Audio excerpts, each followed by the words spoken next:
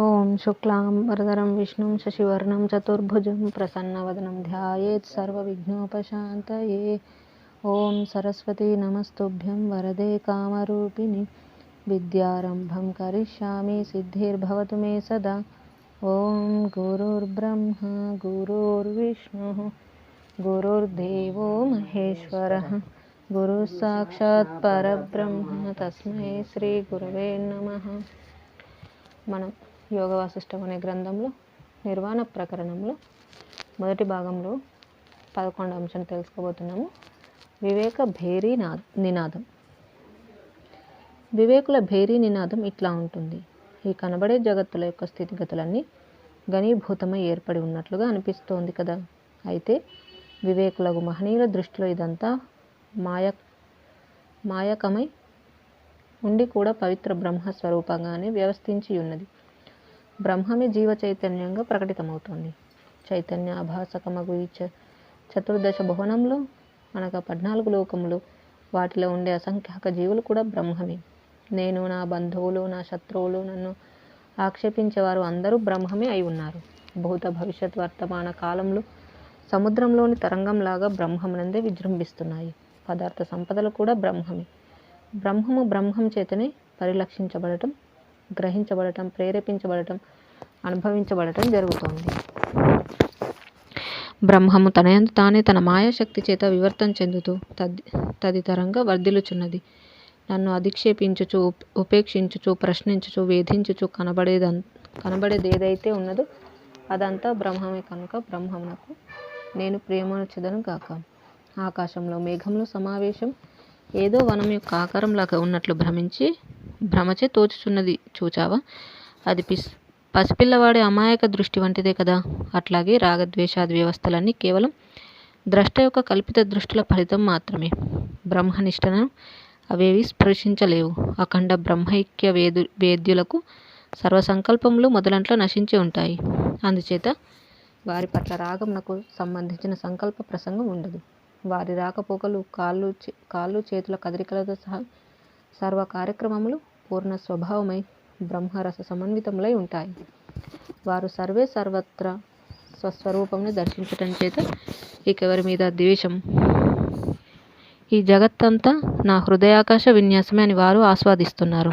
ఆనందైక రసమగు బ్రహ్మమే అంతటా అన్ని వేళలా ప్రకాశించుచుండగా ఇక సుఖమేమిటి, దుఃఖమేమిటి? అన్ని వైపులా బ్రహ్మమే బ్రహ్మమునందు దీపిల్లుచున్నది. ఇక నేను బ్రహ్మం కంటే వేరుగా నేను మరెచటా లేను. కుండ, మట్టి, దూది అంతా బ్రహ్మమే. నాతో సహా అంతా బ్రహ్మమే అయి ఉండుట చేత ఇష్టం అయిష్టం మొదలైన కల్పన అంతా మిథ్యయే.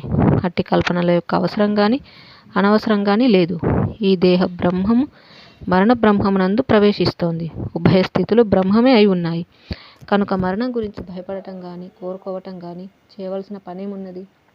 ఎవరైనా సుఖదుఖాలు అనుభవించేవారు ఇక్కడున్నారని అనుకుంటే అది అజ్ఞానాంధకారంలో త్రాడును చూసి పామాని అనుకోవటం వంటిదే. అంతయు బ్రహ్మమే కాబట్టి ఇది నేను చేశాను అని భావించవలసిన పని లేదు. తరంగముల కదలికలు నీరు నుండి వేరుగా ఉన్నవి కాదు కదా. నీటిలో కదలికలే లేకపోతే ఇక తరంగములకు ఉనికి, నామరూపములు ఎక్కడి నుండి వస్తాయి? బ్రహ్మమే లేకపోతే సుఖదుఖములకు ఉనికియే ఉండేది కాదు. కెరటములు జలమే కదా. ఇక కెరటములకు జలంలో లయించుట అనే వ్యవహారం ఎక్కడున్నది? అట్లాగే ఈ జీవుడు బ్రహ్మమును సంపాదించుటయో తాను బ్రహ్మమునందు లయించుటయో ఏముంటుంది? ఈ జీవుడే బ్రహ్మం కదా. ఇక్కడేది మరణించుటలేదు, తరుగుటలేదు, పెరుగుటలేదు. అయితే తరంగములు చలించుట అను చలన స్వభావమును వీడకై నిజ స్వభావమున జలముగా వెలయునట్లు ఈ పాంచభౌతిక దేహాన్ని నేను అను జడ స్వభావమును ఉన్నప్పుడు లేనప్పుడు కూడా స్వస్వభావమగు తత్వరూపమును వెలిసి ఉండేదను గాక. తరంగములు నిశ్చలత్వం పొందితే జలంగానే ఉంటాయి కదా. అనిశ్చలంగా ఉన్నప్పుడు కూడా అవి జలమే. బంధమోక్షం అను ఉభయ స్థితిలో బ్రహ్మమే ఉన్నది. నేను అజ్ఞానినైనా సుజ్ఞానినైనా కూడా బ్రహ్మమే అయి ఉన్నాను. బంధమోక్షములు లేనేలేవు. ఒకవేళ ఉంటే అవి వాస్తవ స్వరూపం బ్రహ్మమే. వాటి వాస్తవ స్వరూపం బ్రహ్మమే. శాస్త్రాలు అనగా ఉపనిషత్ మొదలైన గ్రంథాలు అతత్వికమగు జడరూపమును పరిత్యజించి తద్వ్యతిరిక్తమగు తత్వభావన పొందటం అను దాని గురించి ప్రవచిస్తున్నాయి. అదంతా కూడా ఆభరణంనందు బంగారము, తరంగంలందు జలమును గాంచుట వంటిది మాత్రమే. తత్వభావన అనగా నీవుగా నేనుగా కనిపించేదంతా బ్రహ్మమే అనుభావన. ఈ క్షణం తర్వాత ఎప్పుడో ఎక్కడో పొందవలసిన మరొక స్థితి స్థానములు కాదు. ఇది బ్రహ్మం కంటే వేరొకటి అను బ్రహ్మ వ్యతిరిక్త భావమే ప్రకృతి అని, మాయా అని పిలువబడుతుంది. ఈ జీవ జడాది రూపములన్నీ బ్రహ్మం నందే ఆరోపించబడుచున్నాయి. భేదభావన ఉన్న చోట మాత్రమే మోహం, దుఃఖం ఉంటాయి. వాస్తవము, నిత్యము, అప్రమేయమవు బ్రహ్మమును ఎరుగుటచే ఇక అవి ఉండవు. తెలియని వారికి ఈ జగత్తు దుఃఖమయం, తెలిసిన వారికి ఇదంతా అఖండానంద రసైక పూర్ణము. గురుడివానికి ఈ జగత్తంతా అంధకారమయం. జ్ఞానచక్షువులు కలవారికి ఇదంతా ప్రకాశమయం. అజ్ఞానికి ఈ జగజ్జాలం బంధమయం. జగదేక ఆత్మజ్ఞానం చేత ఇదంతా దివ్యానందమయం. ఓ బిడ్డలారా, సకల జీవులారా, మహాత్మ స్వరూపులారా, రాత్రిపూట శిశువు చీకటి వైపు చూచి భూతములను ఊహించి భయపడినట్లు మీరు ఈ జగత్తులోకి చూచి వ్యామోహితులై ఇక్కడి అల్ప లాభ అలాభములను చూచి ఉలిక్కిపడుచున్నారు. ప్రాప్త వయస్కుడు చీకటికి ఏమాత్రం భయపడినట్లు గాని జ్ఞానం ప్రాప్తించినవాడు బ్రహ్మమనే నిండుకుండా అయి తనను తాను దర్శించుకుంటున్నాడు. విశ్వమంతా తన రూపంగా ఆస్వాదిస్తున్నాడు. అందుచేత అతనికి ఎట్టి భయదుఖాలు అంతరమున కలగటమే లేదు. తరంగములు లేవటం పడటం మిథ్యయే అయినట్లు ఇక్కడ జీవించటం మరణించటం అనేవి మిథ్యయే. ఇదంతా భ్రాంతి చేతనే కల్పితంగా ఆత్మయందు దృశ్య సంబంధిత భ్రమగా కలుగుతోంది. బాల్య అజ్ఞానంలాగా ఇది ఉన్నది అది లేదు అనే పరికల్పన ఆత్మయందు ఆత్మచే ఏర్పరచబడుతోంది. ఇక్కడ ఉన్న విశేషం ఇంతకు మించి ఇంకేమీ కాదు. ఒక దీపం యొక్క కిరణపుంజములు బయలుదేరి నిష్కారణంగానే తదితర పదార్థములను ప్రస్ఫుటింపజేయుచున్నట్లు బ్రహ్మం నుండి బయలుదేరిన చిత్పుంజములు జగత్తును ప్రస్ఫుటం చేయుచున్నాయి. బ్రహ్మము జగత్ నిర్వచనము అనే ఆత్మశక్తిని ప్రకటించుచున్నప్పటికీ అది సర్వదా తనయందు తానే వెలుగుచున్నది. కెరటముల మధ్య గల జలకణములు కించిత్ ఘనీభవించటం చేత జలంలో నురుగు ఏర్పడుతోంది. ఆ జలకణములు తునిగినప్పుడు తిరిగి జలముగానే రూపం దిద్దుకుంటోంది కదా. అట్లాగే ఏదో కారణం చేత ఆత్మ కల్పిత రూపములను సంతరించుకుంటోంది. ఆ కారణం నిరోధించబడినప్పుడు తిరిగి బ్రహ్మముగానే శేషిస్తోంది. సముద్రంలో జలం లేకపోతే కిరటములు కానీ బుడగలు కానీ ఉండేవా? బ్రహ్మమే లేకుంటే మనోబుద్ధ్యాది అంతఃకరణములు కానీ ఈ శరీరములు కానీ ఏర్పడగలిగేవే కాదు. సముద్రం ప్రశాంతమయమైనప్పుడు కెరటాలు, నురుగు, వీచికలు, జలకణాలు శమించగా ఇక ప్రశాంత జలత్వం స్వాభావికమే అయినట్లు కల్పనలు త్యజించినప్పుడు ఈ జీవుడు స్వాభావికంగానే స్వతసిద్ధము, నిర్మల, సర్వాత్మ స్వభావమగు బ్రహ్మంగానే ప్రకాశిస్తున్నాడు. ఈ శరీరములు, ఈ సంపదలు, ఆపదలు, ఈ హర్ష విషాదములు, ఈ ధర్మార్థ కామ పురుషార్థములు అన్నీ కూడా తిరిగి బ్రహ్మమునందే ప్రవేశిస్తున్నాయి. బ్రహ్మమున జగత్తులు ఉండటం అనగా బంగారమునకు ఆభరణమునకు సంబంధించిన ఆకారం ఉండటం వంటి కల్పితం మాత్రమే. ఈ విచిత్రం ఇంతవరకే గాని మరింకేమీ కాదు. మూఢులు స్వస్వరూప అజ్ఞాన ఆవేశం చేత ద్విత్వం కల్పించుకొని బాధపడుచున్నారు. ఈ మనస్సు, బుద్ధి, శబ్ద, స్పర్శ, రూప, రసగంధములనేవి పంచతన్మాత్రలు, ఇంద్రియాలు ఇవన్నీ ఏకైక బ్రహ్మమే అయి ఉన్నాయి. అట్లే అనేక ఆత్మలు ఎక్కడా లేవు. కొండ గుహలలో చేయబడిన ఓహో అని ధ్వని ప్రతిధ్వనించి ఆ గుహలో అనేక వైపుల నుండి అనేక సార్లుగా ఓహో ఓహో అని ధ్వని వినబడుతుంది. అవి మరొకరెవరో పలుకుతున్నట్లు అనిపిస్తుంది. అట్లాగే ఇక్కడ ద్వితీయ భ్రాంతి కలుగుతోంది. వాచారంభం మొదలే అసంభవం అనున్నట్లుగా నేను, నీవు, ఇది, అది, చిత్తము, అనుభవం మొదలైన అంతా ఆత్మయందు ద్వైత భ్రాంతిని కల్పించుచూ లేచుచున్నది. కలలో ఒక జీవుడు తన కల్పిత రూపంలో అనేక రూపములను దాల్చి తానే ఆ రూపములతో ప్రతిస్పందిస్తున్నాడు చూచావా? బాగా పరిశీలించిన తర్వాత స్వస్వరూప బ్రహ్మమే ఈ జీవ జగత్ భావములను ప్రదర్శించుచున్నట్లు జ్ఞానులు గ్రహిస్తున్నారు. అందుచేత ఆత్మలో భ్రమింపజేయుట అను ద్విత్వమునకు సంబంధించిన చమత్కారం అప్రసిద్ధమైనదేదీ కాదు. అయితే బురదలో పడి ఉన్నమని బురద యొక్క తాపటం చేత అది మణి అని గ్రహించకపోవటం, ఏదో గులకరాయి ముక్కలాగానే గ్రహించబడటం జరుగుతున్నట్లు బ్రహ్మమని భావించకపోవటం చేత బ్రహ్మమే అజ్ఞానముగా పరిడవిల్లుతోంది. ఇది ఎంత విచిత్రం! అయితే మనం చెప్పుకున్న తత్వజ్ఞులు సర్వం బ్రహ్మంగా దర్శిస్తున్నారు. తన ఆత్మయే అంతాంతరమునందు స్వయం ప్రభువై స్వయం జ్యోతి స్వరూపమై మహత్తుగా అంతటా అన్నిటా ఆక్రమించి ఉన్నట్లు గ్రహిస్తున్నారు. అజ్ఞానులకు మాత్రమే కంఠభావన కలుగుతోంది. అజ్ఞానులే అజ్ఞానమని వాపోవుచున్నారు. మణి అని తెలియగానే బురద చెక్కపబడిన రాయి మణిగా గుర్తించబడినట్లు అంతా బ్రహ్మమే అని తెలియబడగానే 4 దిక్కులయందు బ్రహ్మమే అనుభవం అవుతున్నది. బ్రహ్మం సర్వశక్తిమంతము.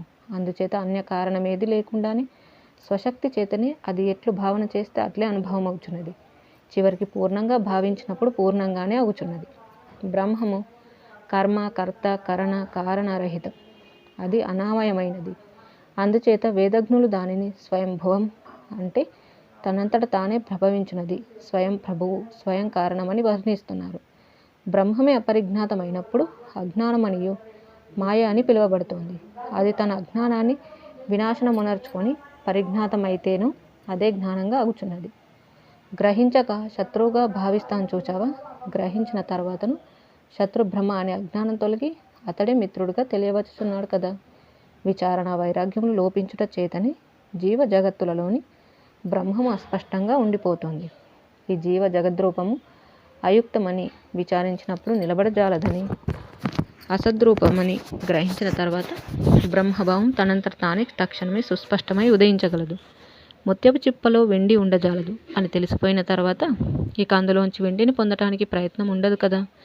బ్రహ్మమును ఎరిగిన తర్వాత ఇక ఈ జగత్తులో ఏదో పొందేదెట్లా అనే దుఃఖభ్రమ ఉండదు. ఈ జగత్తులో ఏదో పొందట్లేదే అనే దుఃఖభ్రమ ఉండదు. ఈ జగత్తు బ్రహ్మమున ఉండటం అసంగతమని తెలిసిరాగానే భోగ్య వస్తువుల పట్ల విరాగం స్వయం సిద్ధమవుతోంది. ఎప్పుడైతే ద్వైతము అసత్యమని, అసంభవమని, అసంగతమని గ్రహిస్తామో మరుక్షణం బ్రహ్మభావన అనే సూర్యుడు స్వయంగా ఉదయిస్తున్నాడు. అటు తర్వాత ఇది సత్యం, ఇది మిథ్య అనే భావనను కూడా త్యజించి మహనీయులు పరమ వైరాగ్యాన్ని అవధరిస్తూ ధన్యులవుచున్నారు. నేను, నాది అను గ్రహణాగ్రహణముల కారణంగా అహంకారము ఆత్మవస్తువును స్ఫురించకుండా అడ్డు తగులుతుంది. అయితే వివేకులగు మహనీయులు ఆత్మవస్తువును అహంకారము తాకలేదని, హింసించలేదని ఎరిగియే ఉంటున్నారు. కార్యకారణ సంఘాతమగు ఈ శరీరమే నేను కదా, ఇక తదితర గురించి వేరే చెప్పేదేమున్నది అని గ్రహించి జనగాది మహాత్ములు స్వతహాగానే బ్రహ్మభావాన్ని ఆశ్రయించి ఉంటున్నారు. నేను బ్రహ్మమును అను జ్ఞానం సంపాదించుకొని పదిలపరుచుకొని ఉండటం చేత వారి సర్వభావనలు అనుక్షణం తమ స్వరూపంలోని తక్షణమే విలీనమగుచున్నాయి. ఇదంతా కూడా బ్రహ్మమే అను భావనా పటిమచే వారు నీవు, నేను మొదలైన వాటిని నీళ్ళలో పడిన ఉప్పుబొమ్మలాగా స్వాహ చేసివేస్తున్నారు. ఆస్తి, భాతి, ప్రియము, నామము, రూపము అన్న 5 రీతులుగా చెప్పబడే ఈ జగత్తు ఇందలి వస్తుజాలములు వారు బ్రహ్మమునందు లయం చేసి గ్రహించటం చేత వారు మోహమును, దుఃఖమును, కర్తృత్వమును కర్మత్వమును తొలగించి వేస్తున్నారు. సర్వదా పరమశాంత, నిర్మల, నిర్లిప్త స్వరూపులై వెలయుచున్నారు. అట్టి బ్రహ్మైక్య స్వరూపులగు మహనీయుల గానం ఏమిటో చెప్తాను విను.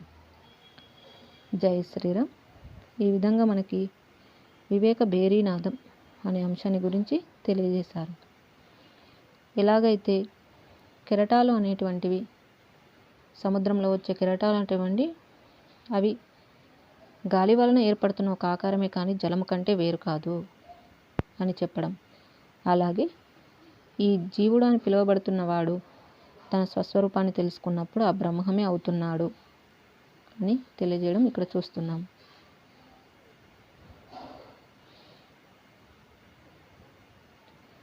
ఇక తర్వాతి అంశము 12 ఆత్మజ్ఞాని యొక్క సింహనాదం.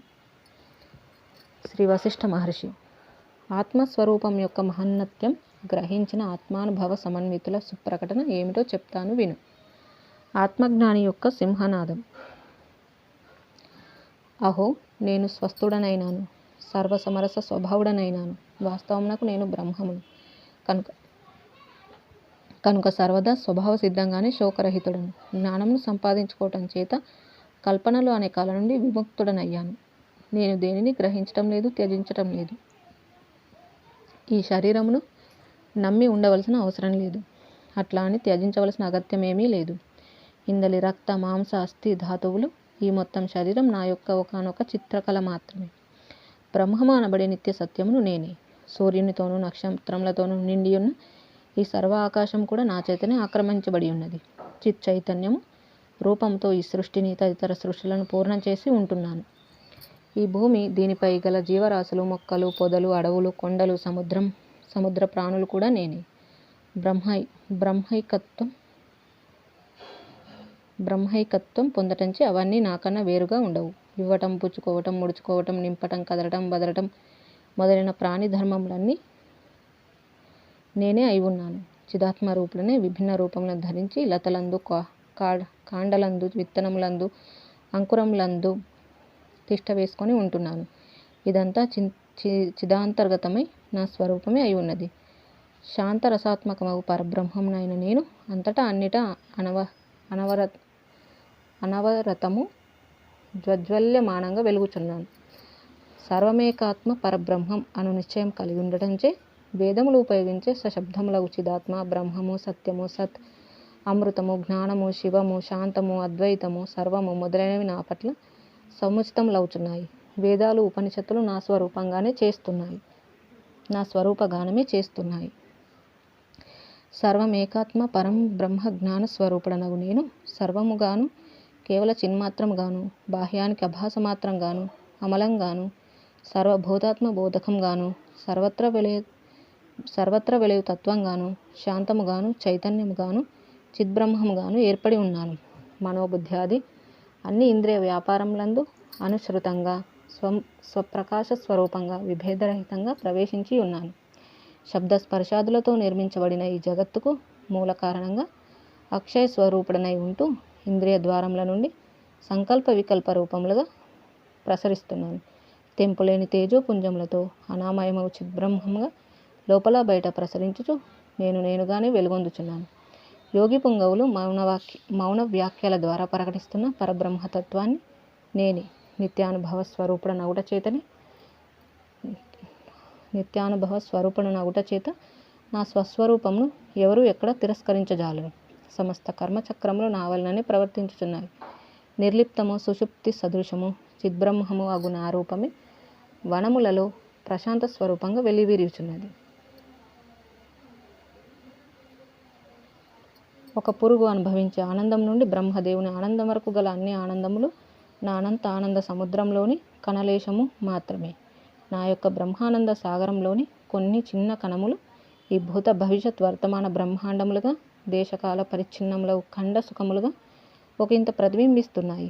కాముకుడగు జీవుడు చంద్రుని చూచినప్పుడు, అందమైన స్త్రీ నాసాగ్రం చూచినప్పుడు ఏర్పడే ఆహ్లాదం నా అవిచ్ఛిన్న సత్తాత్మక నిర్విషయ చిద్రూపానందం యొక్క ఒక అల్పకణం మాత్రమే. రాత్రిపూట పూర్ణచంద్రుని చూస్తున్నప్పుడు ఆ చూచువాని చూడబడే చంద్రుని మధ్య ఏర్పడి ఉన్న నిర్విషయ చిదానందము నేను.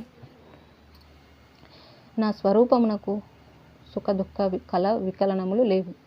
నిర్మల సత్యానుభవ రూపాత్మకమైన చిత్ బ్రహ్మాత్మను కదా దూరంగా ఉన్న వస్తువులను దర్శింపజేయుచున్న పంచభూతాల సమ్మేళనాల మేళవింపుకు కారణమవుచున్న తత్వశక్తిని నేనే. ఖర్జూరము మొదలైన మధుర ఫలాలలోని మాధుర్యమను రసశక్తిని నేనే. ఈ చిత్శక్తి జీవుని రూపంలో అత్యంత సామాన్యులమగు సుఖ దుఃఖములను పొందుచున్నదో అది చిత్శక్తి స్వరూపుడనగు నన్ను ఎరుగుటచే వినిర్ముక్తమగుచున్నది. జ్ఞాన అజ్ఞాన ఉభయ స్థితుల మధ్య నెలకొని ఉన్నది నేనే. నేను లాభాలాభములకు సుఖదుఖములకు అందువాడను గాను. సమత్వముచే అప్రసంగ వ్యవహారము, నిరాకారము, ఖేదానందాతీతము అవు చిద్రస బ్రహ్మమునే గాని మరింకేమీ కాను. భూమి సూర్యుల మధ్య ఏర్పడి ఉన్న ద్రష్ట యొక్క నిర్విషయ దృష్టిని చిత్స్వరూపుడను నేనే. జాగ్రత్త స్వప్న సుషుప్తులలో అధ్యస్థము, అతీతము అయినట్టి తురీయము అనబడు అనామయ చిత్ బ్రహ్మాత్మక రూపం నాదే. నేను ఈ అసంఖ్యాక జీవరాశులనబడే క్షేత్రాలలో సమస్థితుడనై ఒప్పారుచున్నాను.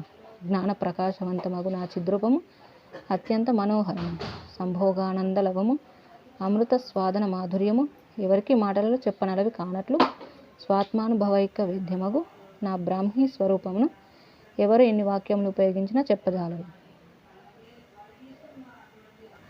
తామర తూడులలో దారం పైకి కనబడకుండా లోపల ఉండి ఆ తోడు నిలుచుటకు కారణమగుచున్నది కదా.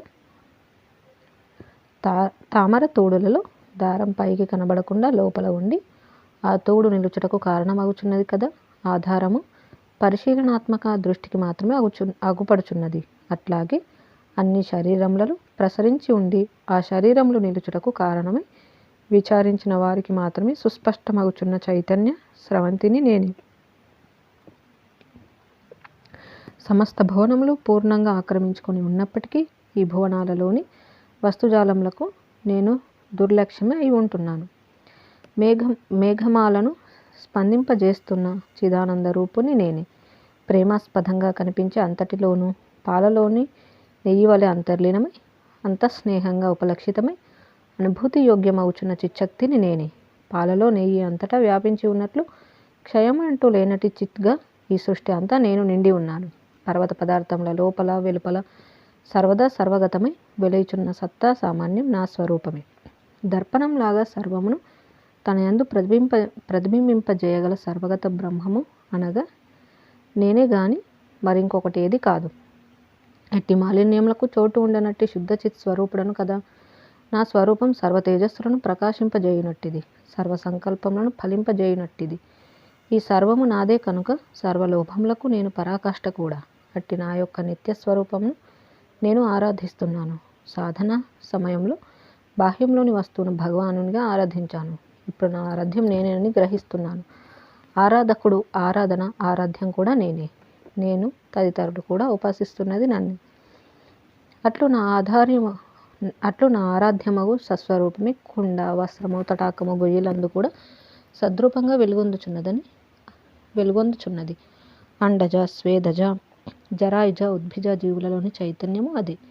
నా సత్వబుద్ధి నిత్య స్వరూపము జాగ్రత్త దశలో కూడా సర్వ విశేషాతిత్వ కారణంగా నిరాకారమై ఉండుచే నిత్య నిద్రితం అనటానికి కూడా అర్హమగుచున్నది.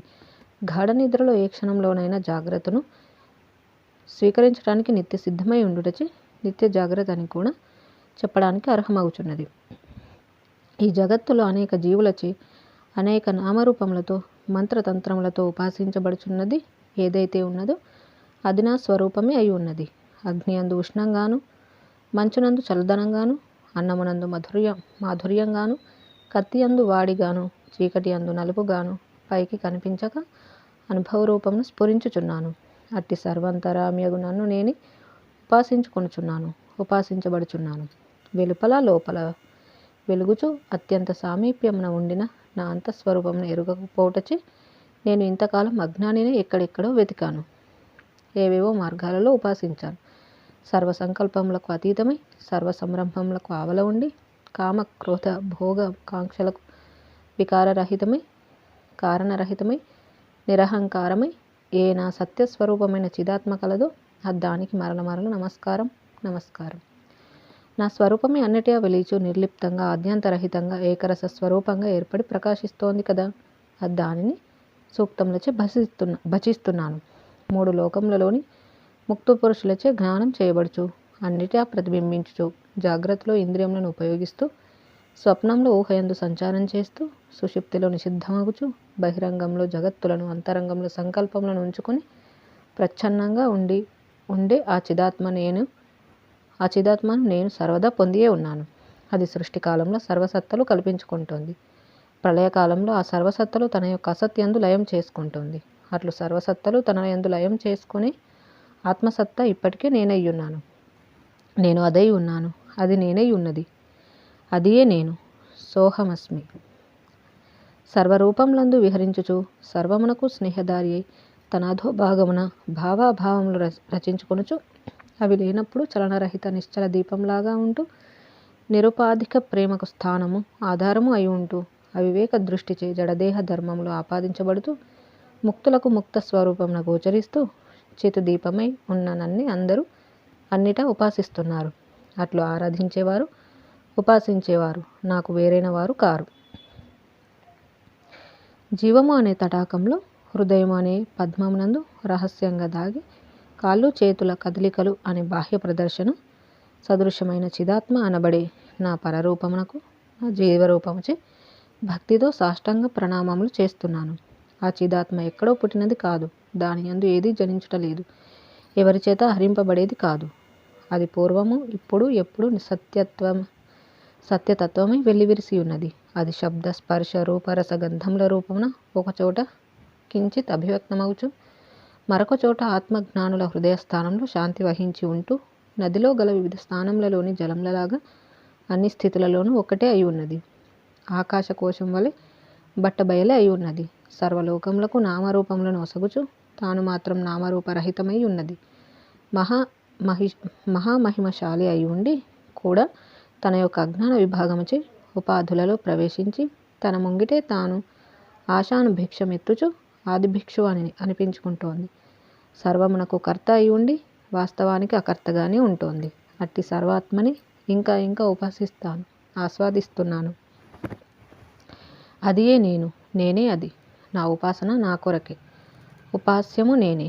సరే, ఉపాసకుడను నేనేనని చెప్పాలా? ఉపాస్యము నేనే సరి, ఉపాసకుడను నేనేనని చెప్పాలా? నేను సకల ప్రపంచ రూపుడను. ఇదంతా నాదే. ఇన్ని ఉపాధులలోనూ అహంకారముగా ఒప్పుచున్నది నేనే. అయినా కూడా నేను మరేదీ అగుటలేదు. నా తత్వమేమిటో తెలిసిన నేను ఇక సర్వ రుగ్మతల నుండి విముక్తుడను. ఈ జగత్తు కృత్రిమమయమగు మాయ అగుగాక, లేక సత్యమే అగుగాక, రెండు అవగాహనలలోనూ అవగాహన సాక్షిని నేను ఉండనే ఉన్నాను. ఇంతకు మించి నా గురించి నేను చెప్పుకోవటానికి మాటలు లేవు, చాలవు. ఓ రామచంద్ర, చూచావా? శివకేశవులు, జనకాది తదితర మహనీయులు ఇట్టి అవగాహన స్పష్టీకరించుకొని అటుపై ఈ సృష్టిలో తమ తమ విహితమగు కార్యములను నిర్వర్తిస్తున్నారయ్యా. మనం చెప్పుకున్నదంతా ప్రతి ఒక్కరి స్వస్వరూపమునకు సంబంధించిన నిర్వివాద సత్యము. ఎవరైనా ఈ స్వస్వరూప స్తోత్రం పఠించుటచే సత్య సంకల్పులవుచున్నారు. ప్రతి ఒక్కరూ స్వస్వరూప భావం పొందుటకు అర్హులే అయి ఉన్నారు సుమ. స్వస్వరూపమునకు తదితరంగా ఉంటున్న వికల్పములన్నీ స్వయం కల్పిత నిరోధములే గాని మరింకేమీ కాదు. జై శ్రీరామ్.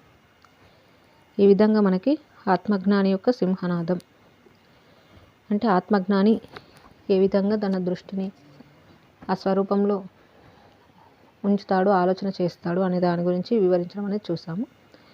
ఇక ఈ మొదటి భాగంలో చివరి అంశమైనటువంటి 13 ఆత్మానుభూతి పరులు.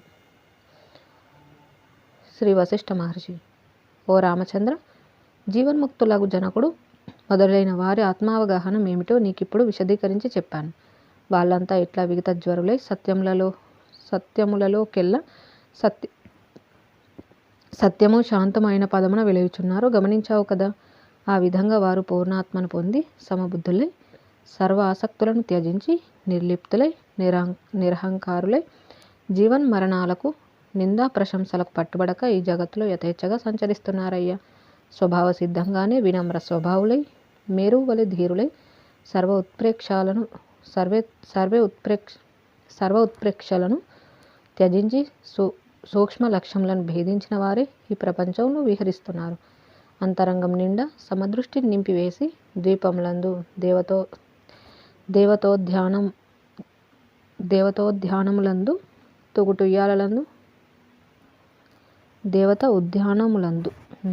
తూగుటుయ్యాలలందు పర్వత స్థానములందు వీథులందు గృహములందు నిశ్చింతంగా చరిస్తున్నారు. అట్టి మహనీయులలో కొందరు ఛత్ర చామరములు కలిగి ఉండి ధర్మార్థ కామములకు సంబంధించిన ఆయా కార్యక్రమములు నిర్వర్తిస్తూ రాజ్యములు ఏలుచున్నారు. మరికొందరు వేద స్మృతులచే నిర్దేశించబడిన శిష్టాచార క్రియలను తాము నిర్వర్తిస్తూ తదితరుల చేత నిర్వర్తింపజేస్తూ చరిస్తున్నారు. ఇంకొందరు మౌనం వహించి తమ సమున్నత భావ తరంగములచే ఈ జగత్తుపై అవాజ్యమైన ప్రేమ స్రవింపజేస్తున్నారు. ఇంకొందరు ఈ జగత్తులోని దుష్ట స్వభావ జీవులను శిక్షిస్తూ సాత్వికులకు రక్షణ కల్పిస్తూ యుద్ధం మొదలైన అనేక అవిశ్రాంతి వ్యవహారములు నిర్వర్తిస్తున్నారు. వారంతా నిరాశ్రయులై శత్రుభావరహితులై ప్రశాంత చిత్తులై ఉంటున్నారని గమనించు. స్త్రీ హాస్య ఆహార విహార భోగ్య అభోగ్యాలలో తదితర జీవులలాగానే కనబడుచున్నప్పటికీ వారు సమచిత్తులై జ్ఞానం నుండి తొలగని వారై ఉంటున్నారు. అట్టి ఆత్మోత్కృష్టల బుద్ధులలో కొందరు ఉద్యానవనములలో విహరిస్తూ అప్సరస గీతములను వింటున్నారు. ఈ విశ్వామిత్రాది మరికొందరు సర్వజనుల క్షేమ సుఖములను ఉద్దేశించి వేద నిర్దేశితమైన యజ్ఞయాగాదులు నిర్వర్తిస్తున్నారు. ఇంకొందరు గృహస్థాశ్రమంలో ఉంటున్నారు. ఇంకా కొందరు భయంకర యుద్ధభూమిలో ఉంటున్నారు. ద్వంద్వ యుద్ధంలో పాల్గొనుచున్నారు. వాళ్ళు ఎక్కడున్నా ఏమి చేస్తున్నా తమ మనస్సునందు మాత్రం ఎట్టి ఆసక్తి లేక ఉపాధి శూన్యులై స్థిర శాంతి సత్య పదమును అధిరోహించి ఉంటున్నారు. కులశైలములు సముద్రంలో మునుగుగాక. ఆ ఆత్మైక స్వరూపులు ఈ ప్రపంచంలో తారసపడే సంకటములలోనూ మునుగరు. ఈ మహదైశ్వర్యములు వారిని తాకవు. నిశ్చలులై సర్వదా చిరునవ్వుతో సంచరిస్తున్నారు. రమణీయము విలాసపూర్ణము ఆత్మ సామ్రాజ్యం పొందిన తర్వాత ఈ జగత్తులోని ఆటుపోట్లు ఎంతటివి? వనంలో గ్రీష్మకాలమందు బంతి మొక్కలు వాడినట్లుగా వారు మానం పొందరు. మంచుచే లతలు విస్తరించినట్లు వారు విషభోగ సమూహములను చూచి ఆనందించరు, నిందించరు. శ్రీ వశిష్ఠ మహర్షి. కర్తృత్వాభిమానం జయించి ఉండటం చేతనే వారికి అదంతా సాధ్యమవుచున్నది. వారు అంతా గ్రహిస్తూనే ఏది పొందటం లేదు, కోల్పోవటం లేదు. కార్యములు ఆచరిస్తున్నప్పుడు శత్రువులను జయిస్తున్నప్పుడు పొంగటం లేదు. శత్రువులచే ఆక్రమించబడుచున్నప్పుడు కృంగటం లేదు. సుఖదుఖములు రావచ్చుగాక పోవచ్చుగాక. అవి వారికి హర్షశోకములు కలిగించలేకపోతున్నాయి. ఆత్మైక అనుభూతి పరులై ఉండటం చేత ఇక్కడి విపత్తులు చూసి మోహించటం లేదు. అవి తొలగగానే కేరింతలు కొట్టడం లేదు. చిన్నపిల్లలు గంతులేస్తుంటే ఇంటి యజమాని చిరునవ్వుతో చూస్తూ పట్టించుకోకుండా ఉండునట్లు అతడు ఈ జగద్వ్యవహారములను చూస్తున్నాడు. తమ వర్ణాశ్రమ ధర్మాలను ఆచరిస్తూ నిష్క్రియమగు అపరమేరు వలె ధీరత్వం వహించి ఉంటున్నాడు. ఓ రామ, నీవు కూడా ఈ క్షణమే సర్వదోష వినాశనమగు ఆత్మైక దృష్టిని అవలంబించు. ఈ దృశ్యమునకు సంబంధించిన అల్పాహం భావమును వదిలిపెట్టి ఆత్మాహంకార భావనను పోని ఎప్పటి వలె విహరించు. ఈ సర్గ పరంపరను యథాదృష్టితో అవలోకించుచు మేరు వలె స్థిరత్వమును, సముద్రం వలె గాంభీర్యమును వహించి భ్రమరహితుడవై వెలయుము. అంతేగాని అట్టి సర్గముల వెంటబడవలసిన అవసరం నీకేమున్నది? ఈ కనబడేదంతా ప్రకాశపూర్వకము చైతన్యం మాత్రమే కదా.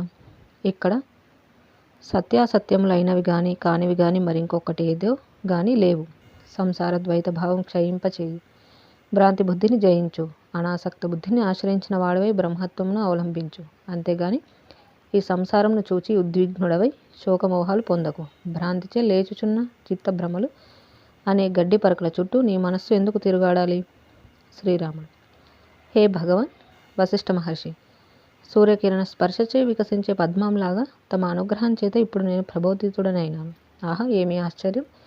మీ వాక్య ప్రభావం చేత హృదయంలో ఎక్కడో అట్టడుగున ఉన్న మోహం కూడా తొలగుతోంది. ఎండవేడిమికి మంచు కరుగునట్లు భ్రాంతి తన నామరూపాలతో సహా తొలగుతోంది. సందేహాలు కనబడటమే లేదు.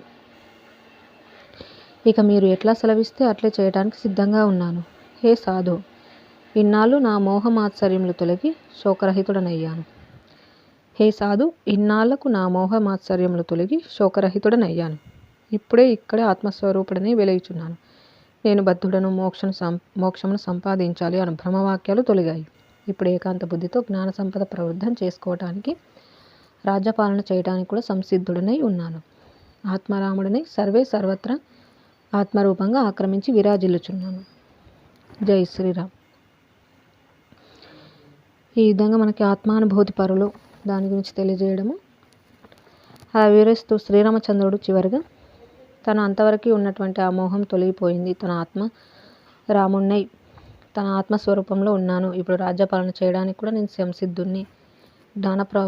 ఇంకా ఏకాంత బుద్ధితో జ్ఞాన సంపద అనేది ఇంకా నేను ప్రవృద్ధం చేసుకుంటాను అని చెప్పడం చూసాను.